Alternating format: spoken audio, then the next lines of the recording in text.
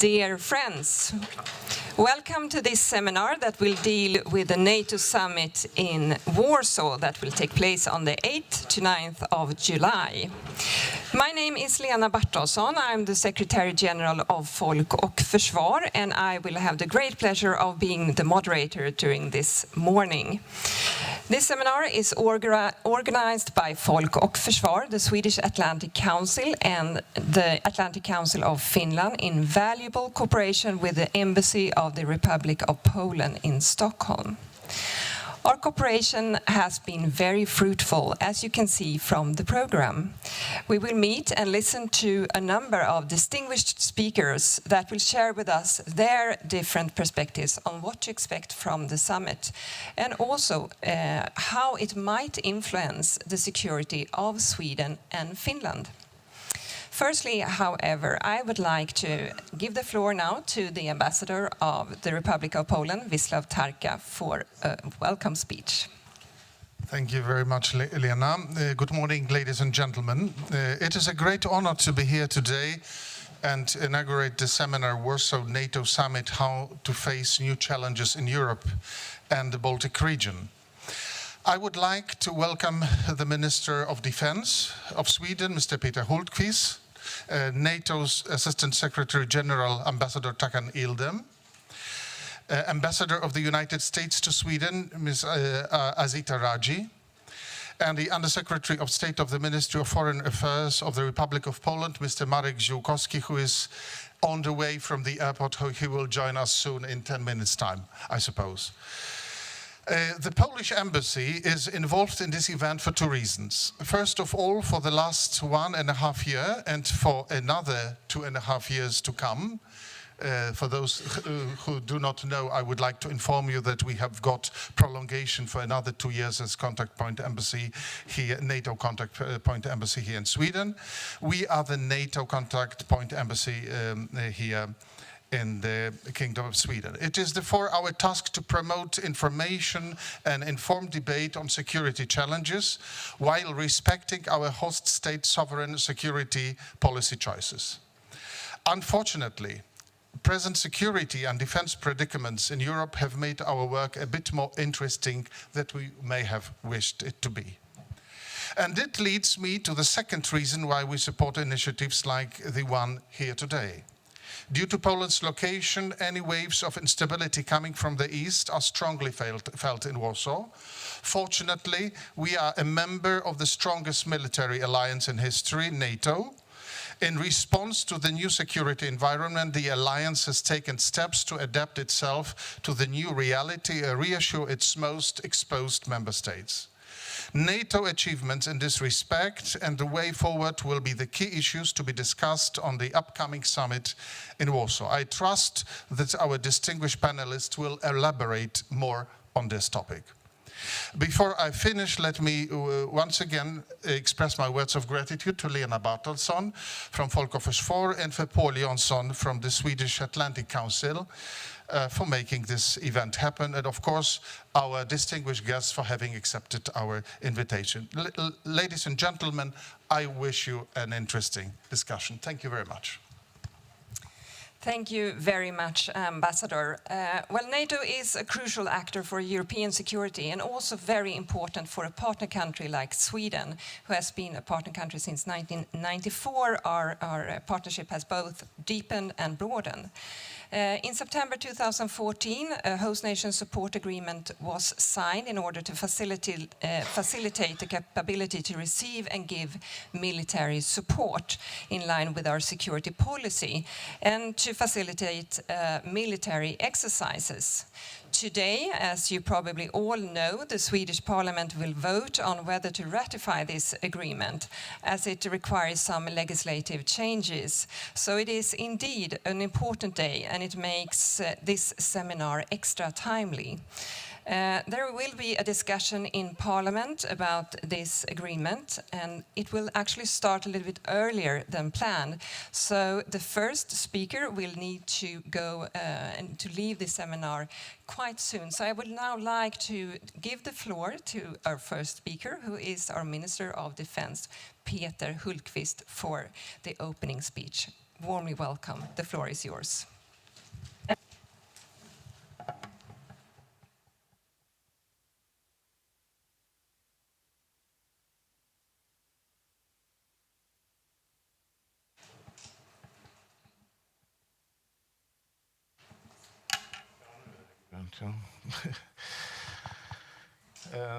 Thank you very much, distinguished guests. First, I have to tell you that there is a debate now in the Swedish Parliament. It will start now. It's about the host nation support agreement, and I have to be there. But first, I will try to have this speech. But if you see that I will walk out from here immediately, it's not because of that I'm unpolite. I need to do that. Thank you very much for giving me the opportunity to speak on this important topic. The upcoming NATO summit will take place in a security environment that continues to be challenging. And these challenges affect us all. First of all, the security order that was established in Europe after the Cold War is challenged by Russia. The illegal annexation of Crimea is the first example in more than 70 years where one European state has occupied territory belonging to another state using military force. If we allow the annexation to become a status quo, we make ourselves guilty of destroying one of the very pillars of the European security order, and we know it. We see no signs that Russia has changed or that its position has softened. Moreover, there are no indications that Russia is planning to leave the Donbas region instead. Russia is building up its proxy army there with 25,000 soldiers and more tanks than any EU member has. The intensity of the conflict in eastern Ukraine can be increased or decreased depending on what best serves the interest of the Kremlin at any given moment. Therefore, it makes our response and, of course, of action all the more important. Time passes and other urgent security issues arise on our agenda. But we cannot accept what Russia has done. Our point of departure must be a realistic assessment of Russia, not wishful thinking. It is important that the European Union is united. Sanctions against Russia for its actions in eastern Ukraine cannot be lifted until Russia fully implemented its Minsk commitments. The Russian leadership views and describes the West as an adversary. Their massive propaganda effort directed against us shows this clearly. We see an increased Russian interest not only in the Baltic states, but in Sweden and Finland, including our relation to our partnership cooperation with NATO. From time to time, we hear Russian officials making statements regarding the Russian nuclear capabilities.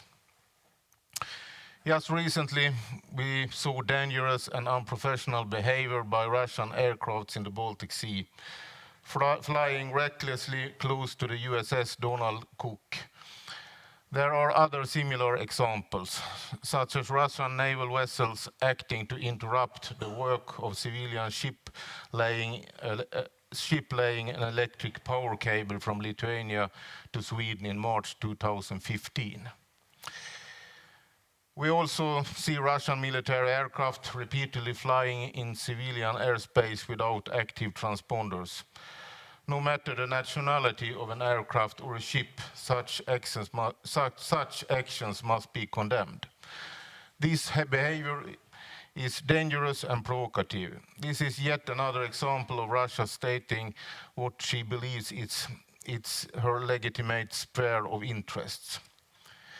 With this security environment in mind, Sweden is pursuing a two-tiered defense policy. We are reinforcing our military capability by increasing defense spending. Sweden increases exercises and training, both in terms of quantity and quality. Presence in air and at sea is also increased. Among prioritized capabilities are the air defense and anti-submarine warfare. Moreover, we will permanently base a battle group at the island of Gotland. At the same time, we are deepening the cooperation with other countries and organizations. By acting together in a predictable and consistent way, we contribute to peace and security in our part of the world.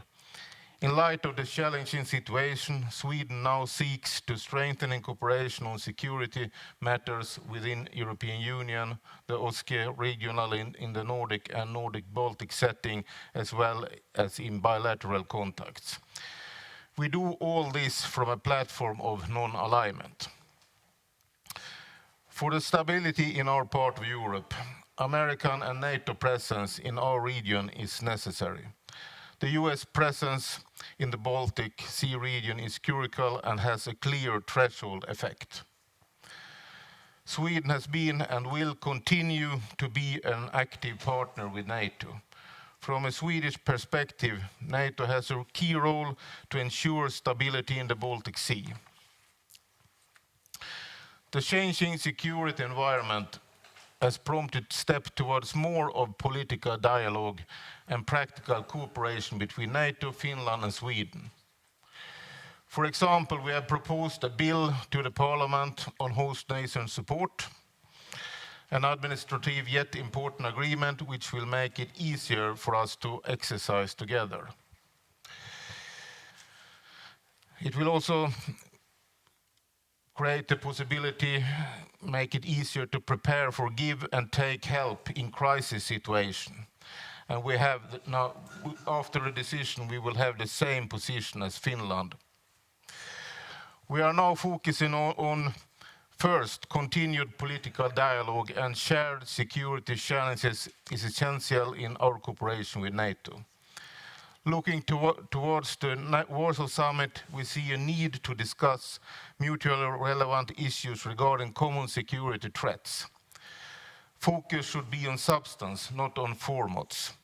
From our perspective, the Baltic Sea security is a given topic also at the summit. Another relevant topic to address is the fight against Daesh in Syria and Iraq.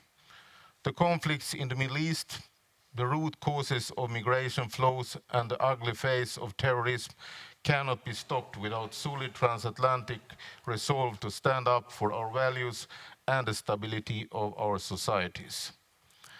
The most urgent common threat to international peace and security is Daesh and like-minded terror groups. Second, common exercises in the Baltic Sea region continue to signal that we together take responsibility for security. Swedish participation in the upcoming exercises Anaconda and Baltops are current examples of our ambition here. The third area where Sweden and NATO can work closer together is by enhancing information exchange on planned activities in the region to better coordinate our efforts. This would not help us deconflicting measures that we take on. This would not only help us, these conflicting measures that we take on national level with those taken by NATO, but in the long term it could also provide for a more efficient use of our resources. To further reduce tension in our neighborhood, other areas for practical cooperation between NATO and Sweden and Finland could be explored. Cooperation on situational awareness, sharing information would facilitate the development and accurate common situational awareness in the Baltic Sea area. Exchanging information on incidents and violations on national territorial borders would provide valuable input to the overall picture of the security in the Baltic Sea region and help us respond in a more coordinated way. Enhancing capability to cooperate in responding to hybrid threats in the region is yet another example. Facing hybrid warfare is primarily a national effort, and the re-establishment of a total defense is our main priority here. But building resilience against hybrid methods and sharing information are obvious areas where further cooperation between European Union and NATO is also needed. The future of regional peace and stability depends on keeping European and transatlantic unity. We look forward to the opportunity to discuss these issues further at the NATO summit in Warsaw. Thank you very much.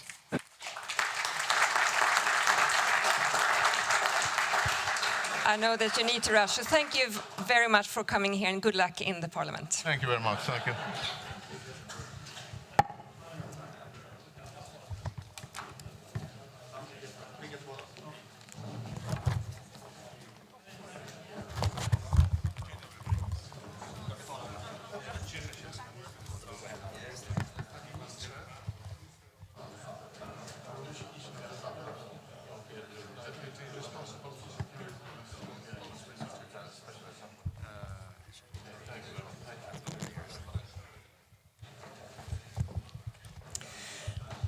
Okay, we will proceed with the program. Well, NATO is facing security challenges, and the summit in Warsaw is expected to chart the course for the alliance's adaptation to new security environment. What does this mean, and what should we expect from the summit?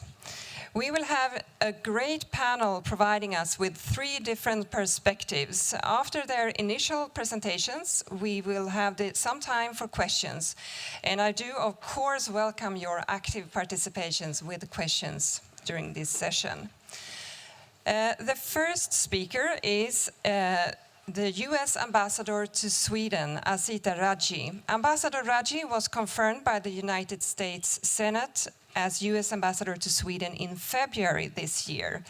She has lived, studied and worked in the Middle East and in Europe. And Ambassador Rajji is a former investment banker, and prior to being nominated by President Obama, she served in various leadership roles on national non-profit boards and commissions in the US. We are so glad to have you here. Warmly welcome, Azita Rajji, and the floor is yours. Thank you very much. Is this on? Yeah? Yes. Good. Good morning. It's an honor to be here with all of you. I've been looking forward to this.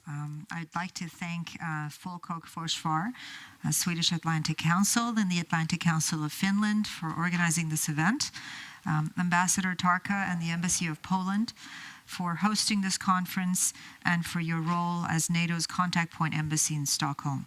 And Defense Minister Hultqvist, who he's left, but I very much appreciate his warm welcome to me in Sweden and the leadership role that he's played in regional and security and beyond.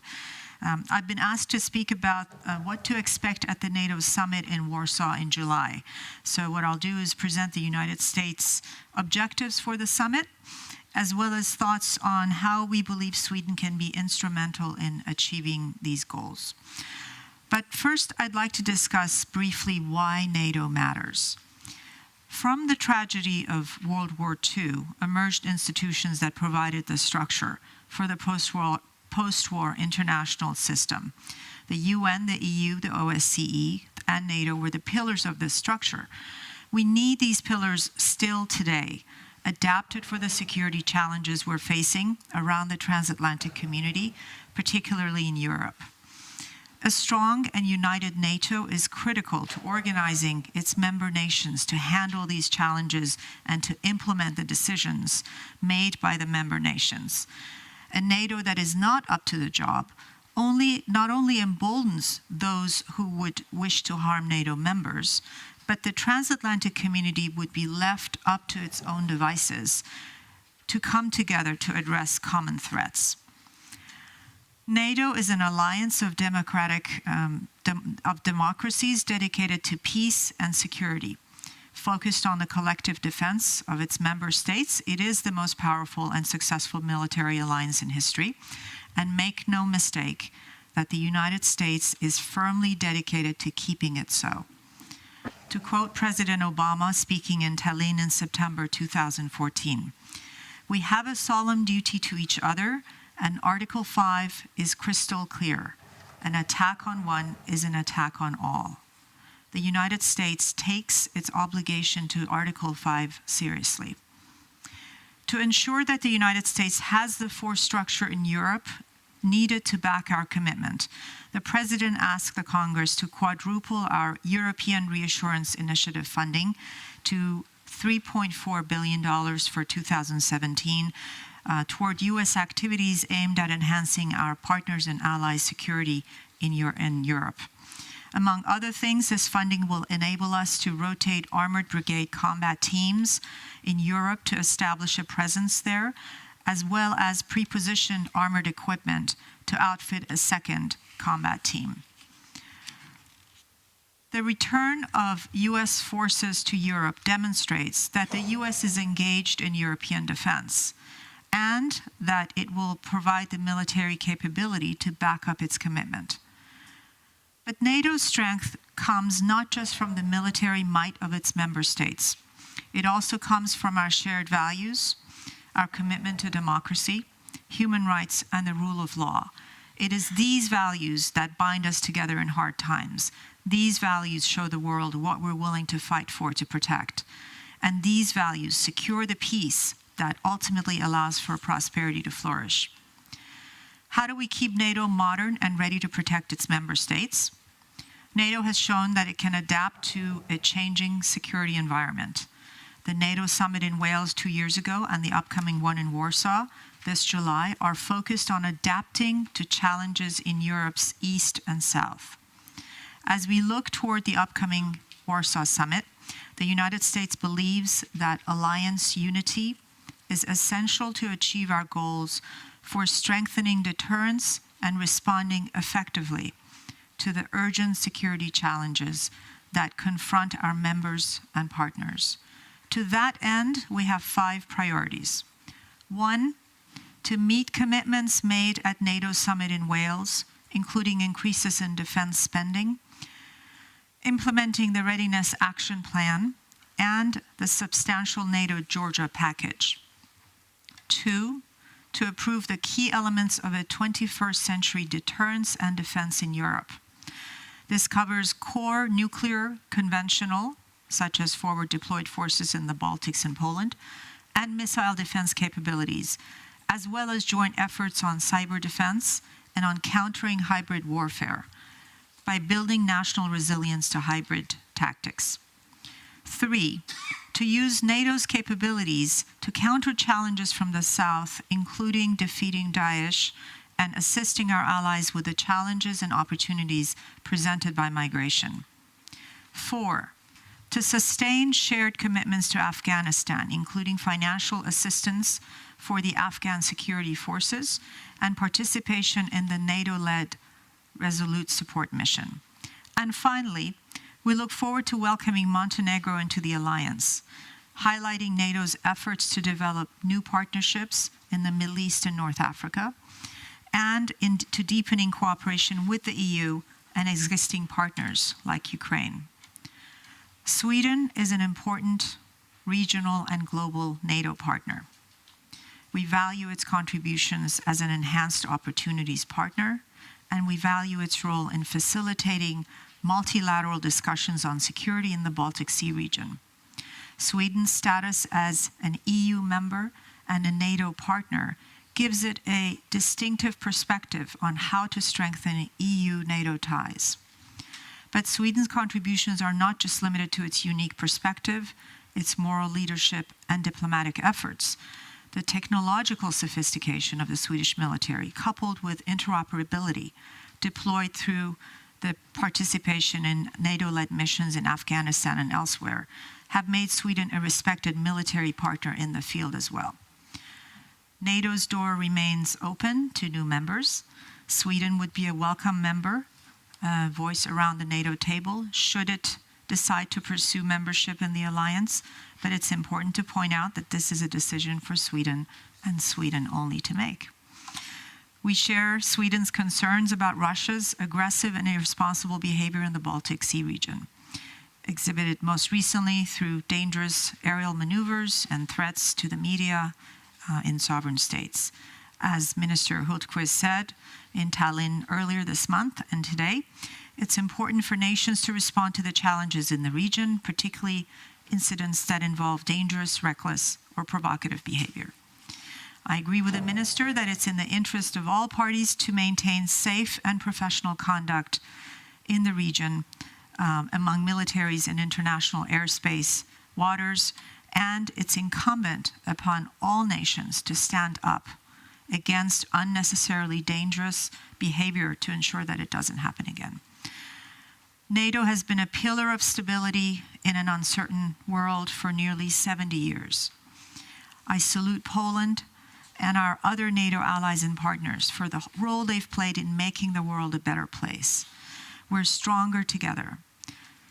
So let us continue to work together to strengthen those institutions that support our international system, NATO, the EU, OSCE, and the UN, to ensure that they're strong and effective in the protection of those values that bind us together as a transatlantic community. Thank you.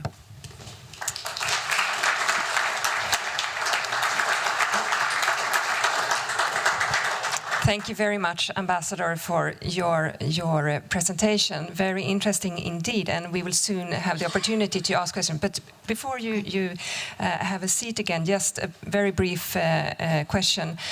What would you say is the biggest challenge that NATO meets today?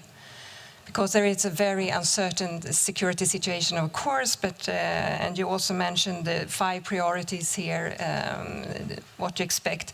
But what would you say is the biggest challenge for the alliance today? Well, as I mentioned, in terms of our priorities, there are a number of issues that we need to focus on. For example, defense spending, making sure that we have the capabilities and interoperability to be able to carry out our missions, making sure that we stay united and speak out and act in support of our values and our mission and the mission of NATO. And so there are a number of things that could come up along the way. It could be individual incidents or I think mostly it would be the commitment to stay united and to do what we need to do so that we have operational readiness and the capabilities to act. Very important indeed. Thank you very much, and we look forward to seeing you here soon again. Now, our second speaker in this panel will be Takan Ildem, who is the Assistant Secretary General for Public Diplomacy at NATO. Ambassador Ildem is a senior Turkish diplomat and was appointed Assistant Secretary General for Public Diplomacy in March this year. In this capacity, he advises the Secretary General on public diplomacy issues and directs the Public Diplomacy Division, which plays a key role in conveying the alliance's strategic and political messages to opinion formers and to the public in general. Since the start of his career, he has held numerous positions involving multilateral and bilateral affairs. And before assuming his current responsibilities, Ambassador Ildem served as permanent representative of Turkey to the OSCE. We are very happy to have you here, Ambassador Ildem, and please, the floor is yours. Your NATO perspective.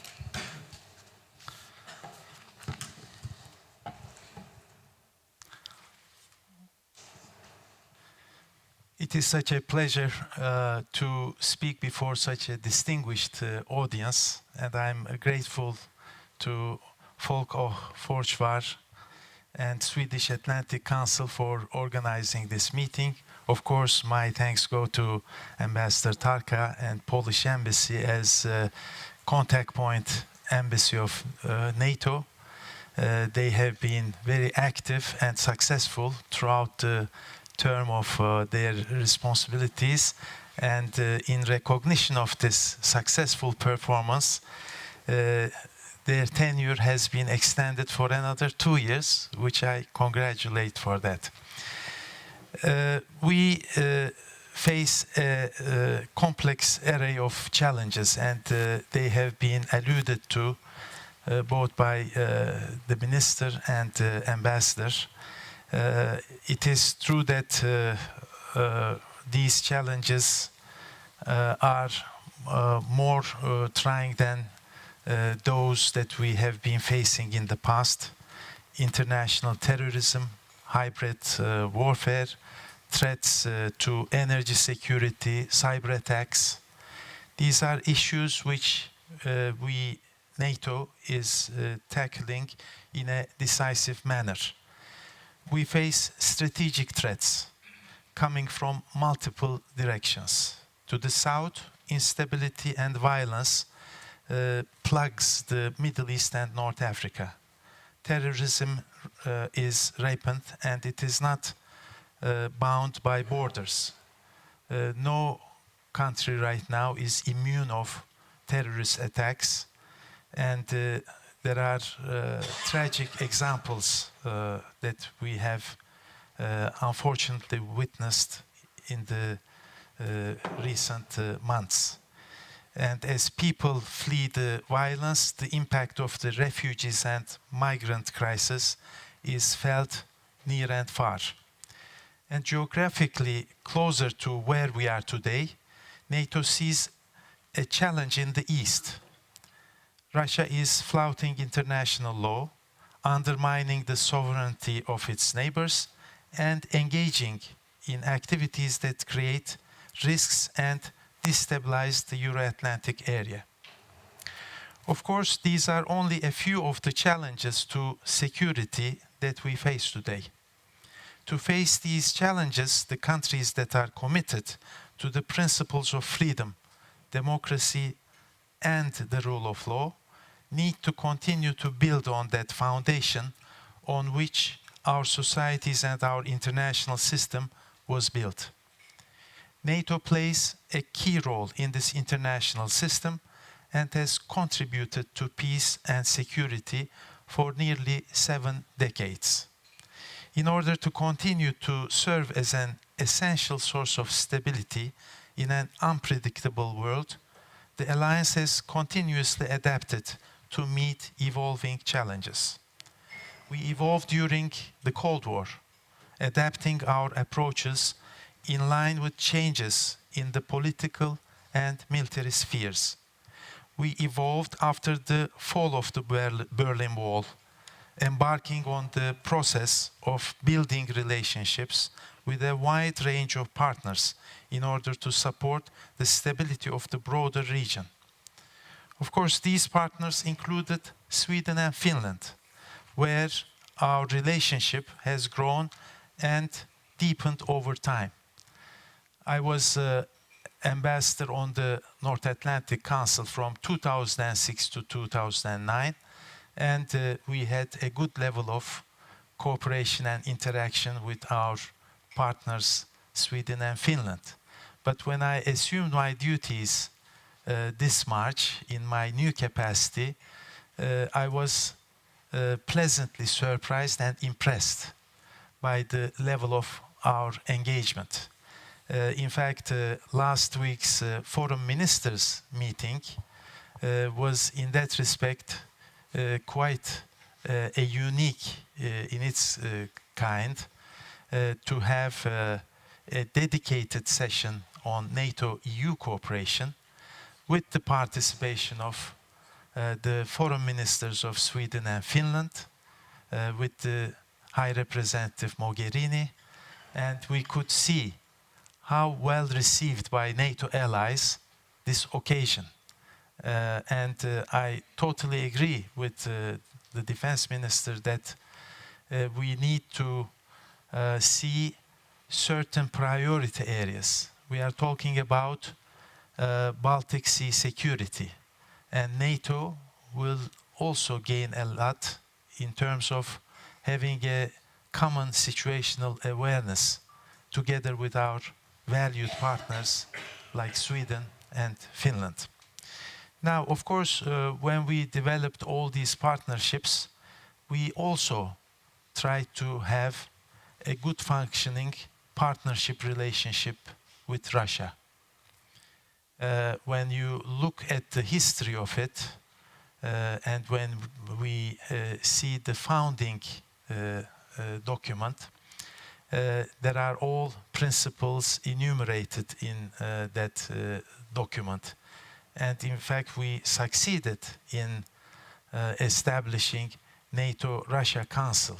But what had happened in 2014, when Russian Federation had illegal and illegitimate annexation of Crimea, and had and still continue to have aggressive actions in eastern Ukraine, NATO had no choice but to suspend practical cooperation, and also brought certain limitations to the NRC's functioning. We had the latest NRC meeting on the 20th of April, and during last ministerial meeting, there was a broad support to have another meeting before the summit meeting. The aim is to keep channels of communication open. Dialogue is complementing the strengthened deterrence and defense, and we need to strike a good balance there. When we look towards the Warsaw Summit meeting, naturally the most important thing is for our leaders to be able to take stock of the achievements that we have made since Wales Summit meeting. When we look at the results, they agreed on a range of measures to ensure that NATO could deliver the security and stability required. NATO at that time agreed on the most significant enhancement of its collective defense in decades, including tripling the size of the NATO response force, which now numbers more than 40,000 troops, with a spearhead force able to move within days. We have also set up a chain of small headquarters to support planning, training, and if needed, reinforcements. We agreed that we would need to improve our capacity to deal with hybrid threats, and we affirmed that as important as it is to build our own capacities and to invest in our defense, we also needed to be able to do more with our partners. I totally agree with the US ambassador that the defense investment pledge still is something that we need to do more in delivering. And I'm sure that Warsaw Summit meeting will also be an occasion to see how the performances of allies are progressing. This should remain a priority item for all allies. So as we look ahead to our next summit in July, we still continue to evaluate and assess our progress and addressing a number of challenges ahead. The meeting to take place in Warsaw has certain significance and symbolism, and I'm sure that the State Secretary will be referring to that. But in dealing with the threats coming from the East, and henceforward military presence would be one important priority that allies would be focusing and delivering. When we talk about enhanced forward military presence, we also see that there are different interpretations or misrepresentation or disinformation regarding that. First of all, it is not permanent stationing, but rather multinational rotational force structures in order to be able to deal with emerging threats and challenges. NATO's Warsaw Summit meeting will address threats coming from the east for sure. But we are also confronted with threats and challenges coming from the south. And when we look to the nature of these threats and challenges, they are more complex and sometimes hard to define. But in any event, a good balance would be struck between all directions with our 360-degree security perspective. An attack from any direction to any ally would be considered an attack to all allies. And it is in the core of the work of NATO. When we look at those challenges of our time, that brings the necessity, not a choice, but necessity for NATO to cooperate effectively with the European Union. And in that sense, last week's foreign ministers meeting with a dedicated segment on this issue was highly important. And when especially we look to the challenges and threats from the south, be it in the case of terrorism, in dealing with migrant and refugee flows, we required a holistic approach with the involvement of international organizations with their value added. And in that respect, NATO has been cooperating with the European Union.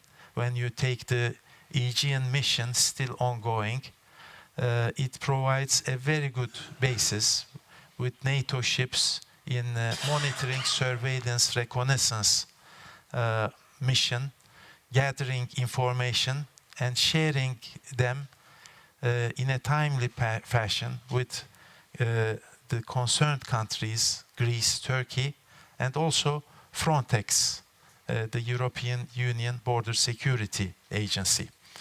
And we would be requiring ways to promote this cooperation in the months ahead.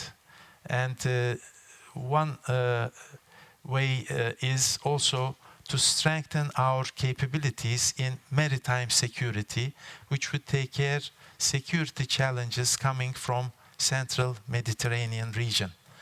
We know that the European Union has Operation Sophia already in place, and when NATO transforms its existing Article 5 operation, Operation Active Endeavour, to non-Article 5 operation, then it will give a good opportunity for two organizations to join forces in a complementary manner to avoid duplication. At a time we have scarce resources. Projecting stability beyond our borders is also another priority that we would focus at the Warsaw Summit meeting. And the points that I have alluded to regarding the challenges coming from the south, one way to deal with those challenges is to strengthen the defense capacity of the countries in the southern periphery. And we know that not only allies, but partners do have capacity to support our partners. And defense capacity building would not be restrictive of the countries in the south, but east also. When we take countries like Georgia, Ukraine, Moldova, it would be essential for NATO, together with partners, to be able to reach out to them and make everything is possible so that their capacities are strengthened. I'm sure that NATO summit meeting in Warsaw will be one occasion to demonstrate the unity and cohesion of the alliance, which brings together countries sharing common values together with partners. And again, I would like to pay a special tribute to countries like Sweden and Finland. And I'm coming from Helsinki, where I had very good meetings with Finnish authorities. And there is still room to further expand and deepen our enhanced opportunity partnership. And I agree with the US ambassador that the option, be it strengthening our partnership or thinking of joining NATO as a member, these are all national discussions. We follow the debates, we read the reports, we look forward to reading new reports, but in any case, it is a national debate, and there should be a sovereign decision with good, strong support of public opinions. And I'm sure that countries like Sweden and Finland are so mature enough in democracy to be able to conduct an informed discussion. And I'm very pleased to be part of this occasion, which contributes to elevation of awareness on security issues in general, but about what NATO stands for. Once again, thank you very much.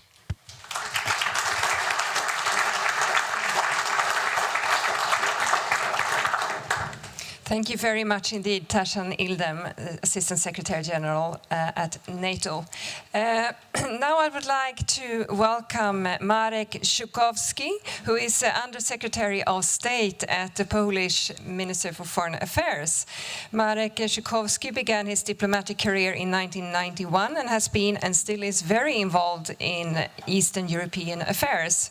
He has been ambassador to Kiev and served as Deputy Director of the Security Policy Department at the Ministry for Foreign Affairs, and then as Director of the Department of Development Cooperation. As Under-Secretary of State, he is today in charge of Eastern policy and security and responsible for planning of the summit. A warm welcome to you, and we look very much forward to hearing about all the preparations. Thanks so much.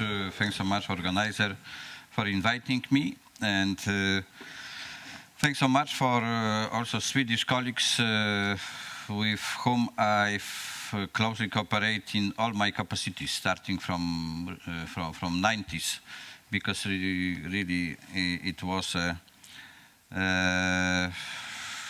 strong ties between personally me and many Swedish ambassadors and directors, especially during my term. I was a director for Development Cooperation Department. I learned a lot from Swedish experience at that time. On a summit, really, it's a of course big burden and big responsibility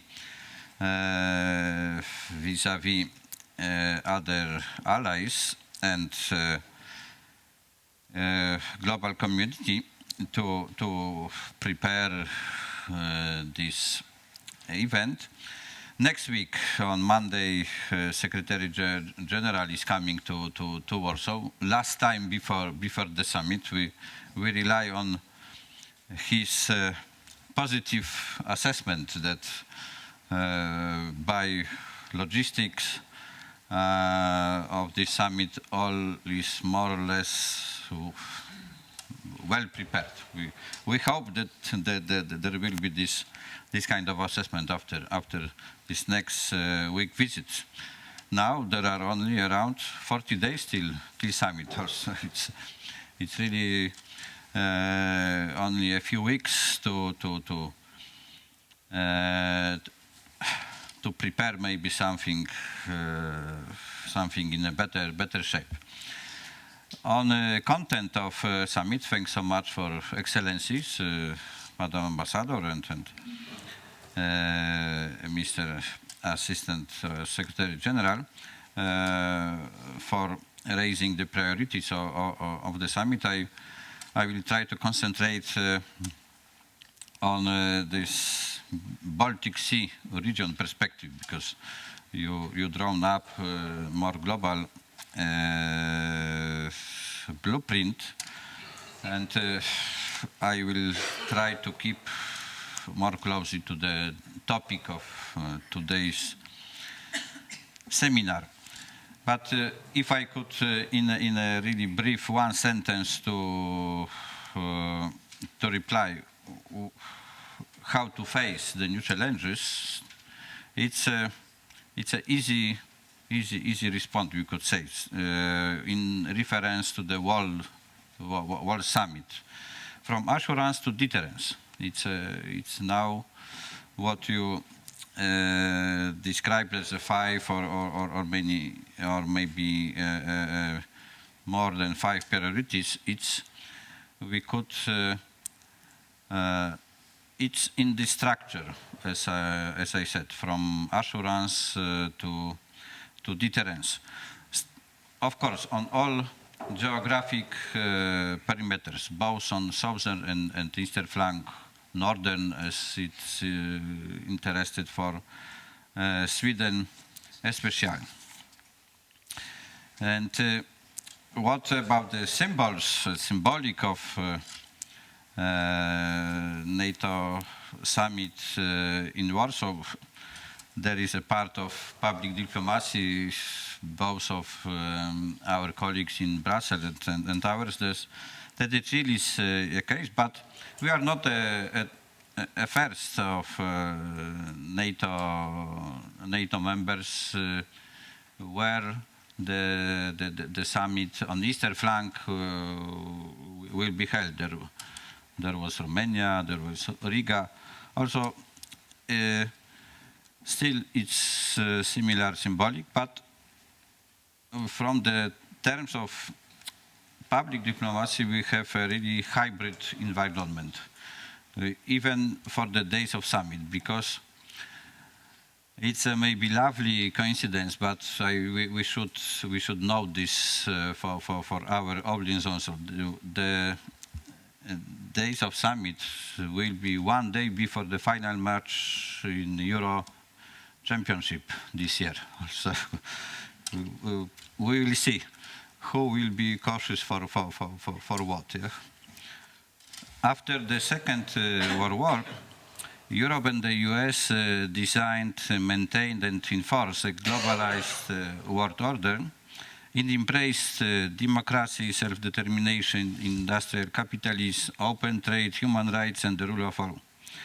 In order to defend those values, the US and Europe institutionalized this multilateral order. This is how, among others, NATO, the EU and OSCE came to life and became pillars of the Western vision of the world. No matter how we will remind our willingness to set up the world order in a manner of dialogue and cooperation, still we see that starting a few years ago, we see more and more challenges and threats to our security and to this order. And one fact which shocked Western community was this war in Georgia in 2008. I remind this because today and yesterday I took part in the security conference in Georgia, and we discussed with Georgian partners. We referred also this what we now are discussing with the relation Ukrainian and Ukrainian-Russian relation, that Russia violate the territorial integrity of Ukraine. It turned out that maybe we should take note that still this 6-point agreement after this 2008 war is not implemented by Russian side. Also, there is this 2014 and misagreement.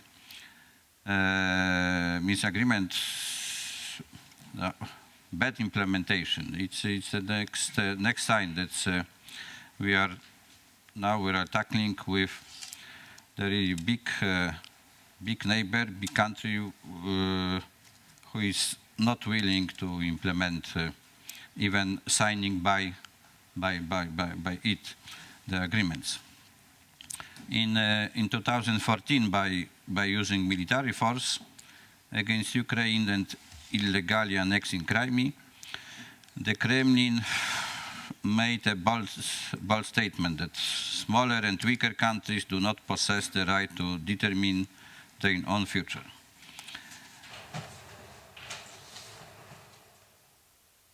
And they try controlling Ukraine, including both in its domestic and foreign policies. Russia wants to become the true leader of a post-Western international system.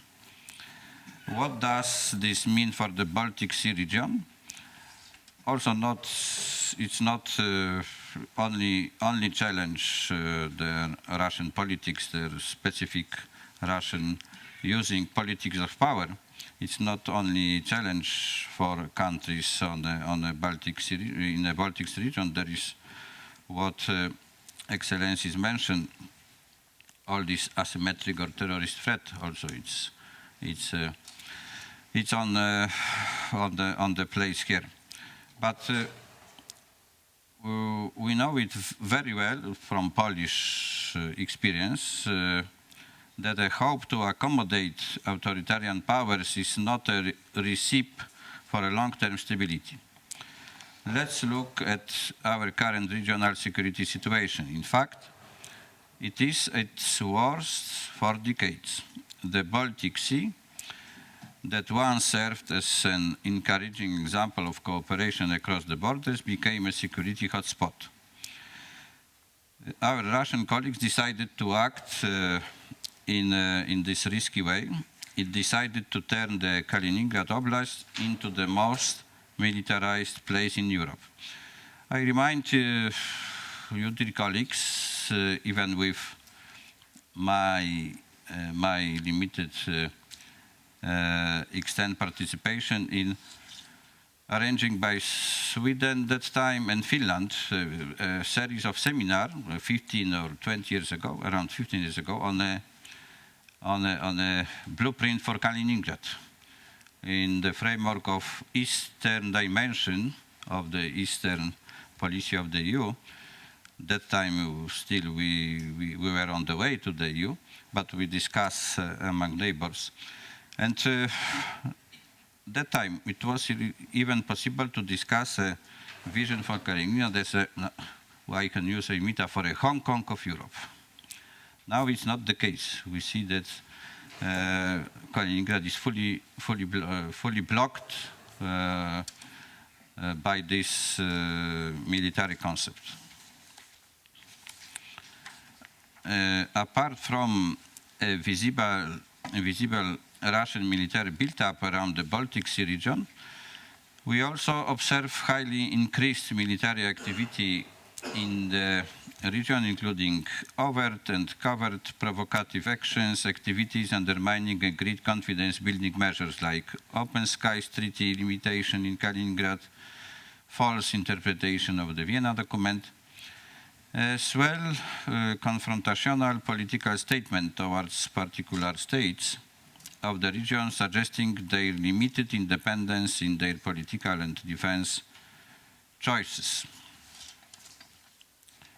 How we should respond? We must act from strength and as our Turkish colleagues remind in unity, as it's a core in in our mission. It's the spirit of Washington Treaty. Really, it's a time we are coming back to the spirit of Washington Treaty after almost 70 years. NATO will remain the military anchor of the West. The upcoming NATO summit in Warsaw is an opportunity to adequately respond to the worsening security environment in the vicinity of the alliance. The eastern flank is where NATO remains the most exposed, both militarily and politically. Russia commands an overwhelming 10-to-1 force ratio in the region. Adding to this the possibility of a tactical nuclear strike, Russia is increasingly undermining NATO's strategy of extended deterrence to protect its most exposed allies in the East. The alliance can no longer rely solely on extended deterrence and small mobile forces. In Warsaw, NATO must shift its strategy towards enhanced forward presence. This force should be multinational to increase its political deterrence and defense value. It must be combat ready, properly trained and equipped to address the threats in the region. Since we are in Sweden and we talk about the Baltic Sea region, I focused mostly on the so-called eastern flank, but it's equally crucial for NATO to keep up and develop a full spectrum of measures to tackle complex challenges from the south. This should include adjusting NATO capabilities to deter non-state actors, but also continuing our engagement in crisis response operations such as the one currently conducted in the Aegean Sea. To sum up, the challenges are as now it's almost commonplace, are worldwide, diverse and unprecedented in their nature. What we really need in such situation is continuous adaptation, going to forward deterrence, credibility, leadership, and commitment, and of course strong cooperation with our partners and like Sweden or Finland. As I said, I visited yesterday Georgia. We used there the formula, the more NATO in Georgia, the more Georgia in NATO. And maybe we can also ask you what does it mean in the case of Sweden, more NATO in Sweden and more Sweden in NATO. Thanks so much. Thank you.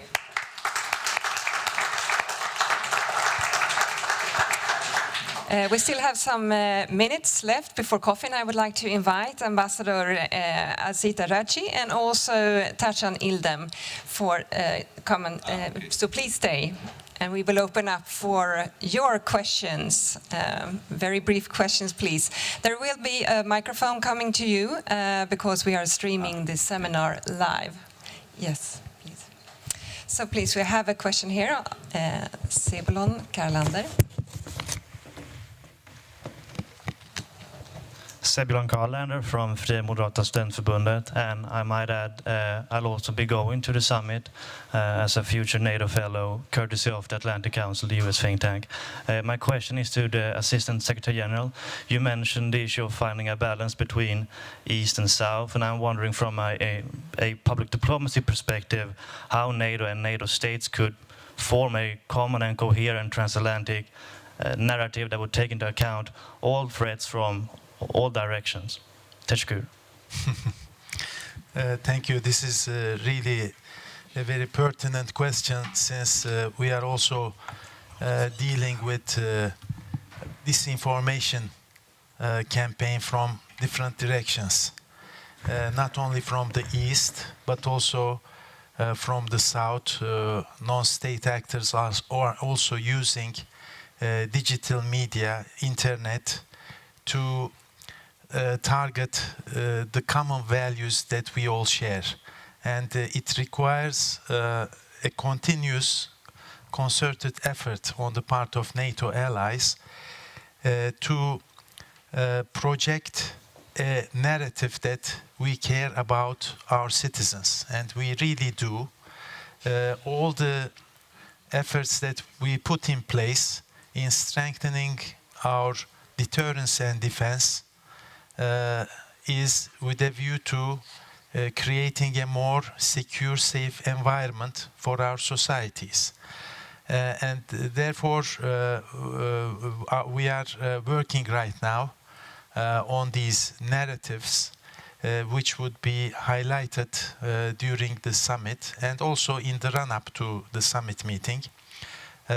During the summit, there will be one important public diplomacy event, which will bring together about 400 experts for our heads of state and government and foreign and defense ministers also to be part of the discussions and address the panels.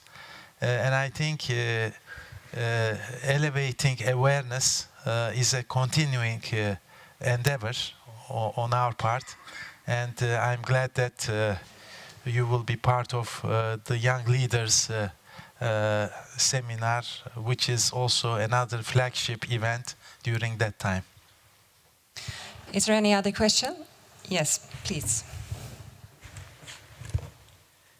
My name is Famia Midman, and I am from the Euromed Civil Platform. The European Union had an ambition to develop a security policy, a defense policy, but this was objected by NATO in the past, considering that the only defense should be NATO. Is this position still the same, Madam Ambassador? Because we have heard that you are in the US, you are very keen to encourage the Europeans to take care of their defense. Is there any discussion on this? Thank you. Thank you very much. Please. Thank you for your question. The discussion that we are focused on is strengthening the international institutions post-World War II that underpin the security and prosperity of the transatlantic community. And in that context, we are focused on NATO, as I mentioned in my remarks, and the EU as well, of course, but on different priorities. Thank you. Just now a final, very brief question. We speak quite often in Sweden about our partnership and also that we have reached a certain point where it might be difficult to get any closer to NATO as a partner. Do you agree that we have reached this limit, or is there more that we could elaborate? Please, would you like to start? Yes. I think when we talk about political, military and institutional adaptation of NATO, partnership discussion is also part of that discussion. And when we take the enhanced opportunity partnership, it provides NATO and our partners a very good framework we can utilize. It is not a matter of these 5 selected countries to have meetings as a format with NATO. It is more than that. It is the content, the strengths of each individual partner, their value added, what they can achieve together with NATO. And like in the case of our partnership with Sweden and Finland, we are in different strands of activity, be it from political consultations and assessment related to Baltic Sea security, to exercises and training, and projecting stability by taking part in efforts to build defense capacity and strengthen it with our partners. Therefore, I still see room for enhancement of our cooperation. In any case, NATO, together with partners, are constantly reviewing ways to improve our capacity in that. Thank you. Do you share this view, or do you have any other view? Azita Raji? Absolutely, I do share, and I think there's always room to enhance capabilities, increase interoperability, We do a lot of exercises and training, and that is an ongoing process because you need to keep up the readiness and the training. So there is that, and of course in other areas there's room to expand our cooperation, as I mentioned, in North Africa, the Middle East. So there are plenty of opportunities to face the challenges together. Great. And Marek Żukowski? If I may, we could look for the strengthening of institutional framework of our partnership. It will be a discussion on this topic during the summit in the format 20 plus 2. But I will propose to think of partnership of Sweden or Finland, or concept of partnership with NATO from more strategic, or maybe from the point of view of your security policy. If we as NATO allies, we define, we see that our security is facing for more challenges and threat around. First, it's your concept is, or your estimation is the same, is a first question. Next, both NATO and Sweden or Finland, the other partners like Ukraine or Georgia, should ask and reply together in which extent your security as partner depends on the security of NATO, and in an opposite way. It's a really new situation for this kind of strategic discussion. It's a really important one, because if these challenges or even threats are really serious, the case of Ukraine is a special one. It's a country on which territory there is a military conflict, and to assess NATO commitments and Ukraine commitments to a common security, it's not easy discussion. I think during the summit, of course, we will discuss this issue. Thanks so much. Thank you very much. And after coffee, we will actually speak more about the Swedish and Finnish perspective. But first of all, a warm hand to Ambassador Raci, Marek Żukowski, and also Ambassador Ildem. Thank you so much for being here.